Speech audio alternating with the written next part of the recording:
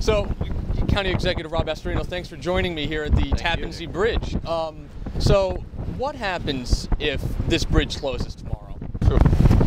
If this bridge closes tomorrow, the entire region, and this is not Rockland, Westchester County that would be affected, this is the entire New York metropolitan area, as well as, and you can make this case, not only New England, but the entire country, because the amount of goods and services that go across this bridge every day is phenomenal. You have getting close to 200,000 vehicles, 179,000 on a really busy day, go over this bridge. And so this is basically the gateway to New England over here, as well as an alternate route right down to New York City. So this is a major economic viaduct for this entire region and country. So if something were to happen to this bridge, you know, catastrophic, or if an engineer just went and said, something's not right, close the bridge, we would have an absolute shutdown economically in this area. What's the likelihood of that? Of that, not a catastrophe, but of an engineer coming and saying it's not safe, we need to close it? What was the likelihood in Lake Champlain Bridge? And all of a sudden it said, enough is enough, get these cars off because something could happen. You know, the likelihood probably should have been greater in Minneapolis, in the I-35 bridge. But the bridge that collapsed in 2000. Collapsed. And you know, we're not saying that this bridge is ready to fall down, but it is getting to the point where it is completely outdated in its life.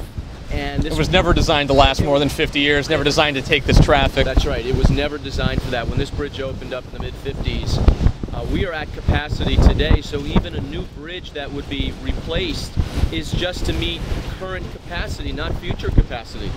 That's why any component of a new bridge must contain some sort of mass transit, whether it's a BRT, which is bus rapid transit, you know, HOV lanes for express buses to go back and forth between the counties and the area, or a mass transit component, and the Metropolitan Transportation Authority is involved in this as well, so we could have commuter trains or even freight trains that would come over here.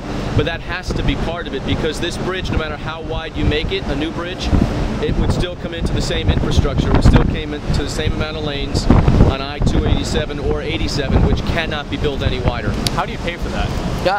How do you pay for that? It almost seems cost prohibitive at this point. Well, it is cost prohibitive.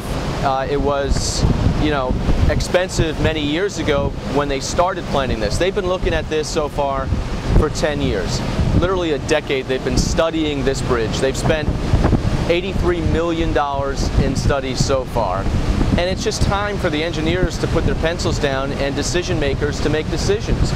Part of the problem is nobody's in charge. You have three agencies that are overseeing the project: the MTA, the Thruway Authority, and the Transportation Department for New York State. And then you have two federal, FTA and FHA, that oversee the project. Then you've got a monstrosity of local agencies, including Westchester County, which has 3 departments involved.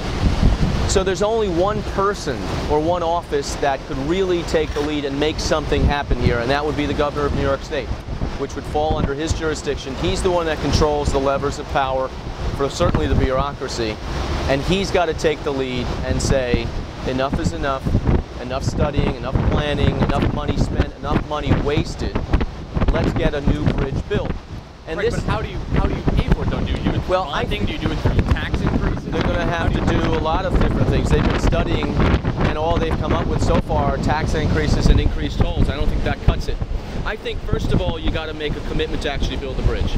And when they say yes to the new bridge, the money will follow. We'll find the money somehow, whether it's through the state or public-private partnerships, which I think is absolutely necessary in these days to build something like this. It's $9 billion to build the replacement bridge. It's another $6 billion to put the components on it for mass transit. But you know what? The time has come to stop saying no for every reason that could exist to not build a new bridge, whether it's environmental or you name it.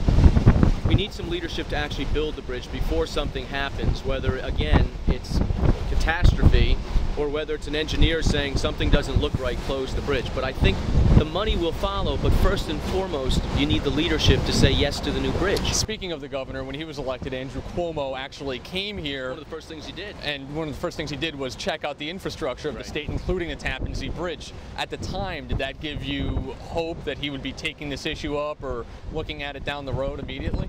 I think, look, there's been many governors in the past that, quite frankly, have failed to take a leadership role on building a new bridge. They've studied it to death, or they talked about it to death. And so there's really no blame for Cuomo, but now it's a chance for Governor Cuomo to show leadership and to say, let's get this thing done. This doesn't need to be some grand social experiment. It's a bridge. And sometimes a bridge is just a bridge, so build it. I mean, this, you can say what you want about the design. It looks like a big erector set. And I don't care what it looks like in the future, but let's get the thing going before it's shut down. Should, one thing, speaking of past governors, when David Patterson was in office, he suggested that New Jersey actually take up some of the cost sharing somehow.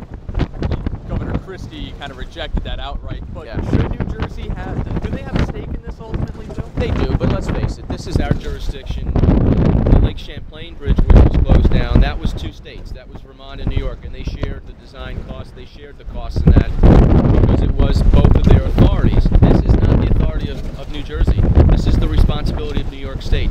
So they got to stop shirking their responsibility, looking for excuses, and get this thing done. Look, I'm not an engineer, and I know you're not either. But if you take a look at this thing, it is old, it is tired. You can see areas up there which are clearly decaying. And so someone's got to get in there, and instead of spending about $100 million a year with over 80 employees dedicated solely to this bridge, instead of continuously patching it up, they got to start moving towards building a new bridge, which would be just north, just over here, really. And there's swinging the Portchester on the other side. No. The bridge would basically be right around here. Just a few steps over, a few steps north of where the existing structure is. But it would continue and come right back into where the toll lanes are and connect in Tarrytown into the 287 and 87. How often is this bridge inspected? How often do engineers come by? And I think they're there daily. They're constantly there. They're constantly working on it.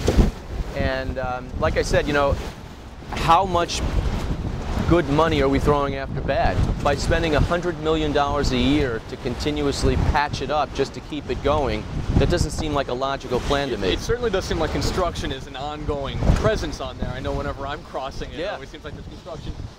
Is it cheaper to build a new bridge in the long run than it is to keep patching up this one? I mean, what's the cost benefit there?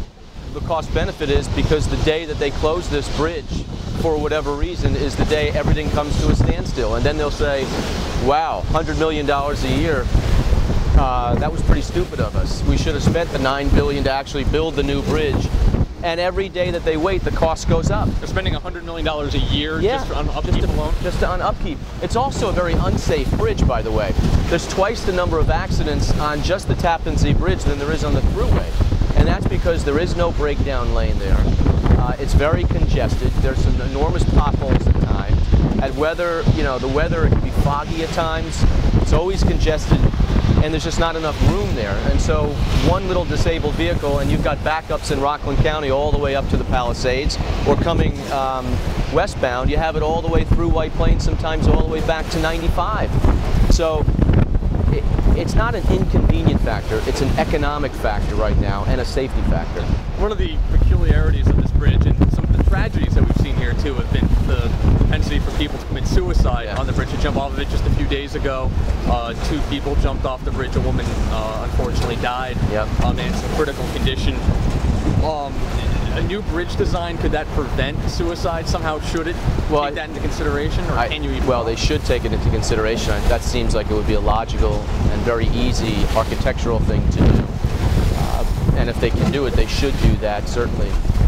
Unfortunately, any bridge, whether it's the Golden Gate, the George Washington, the Tappan Zee, or Bear Mountain Bridge, is always a magnet for suicide. There are call boxes and signs up there telling people that it's worth living, and hopefully they rethink it. But there's too many times where we see people take their own life here. Rob Astorino, anything else you'd like to add, or anything else that we should be going over? again, this is, you've heard the old penny wise, pound foolish. $100 million, even in this day and age, is a lot of money to continuously throw into a very old, decrepit bridge.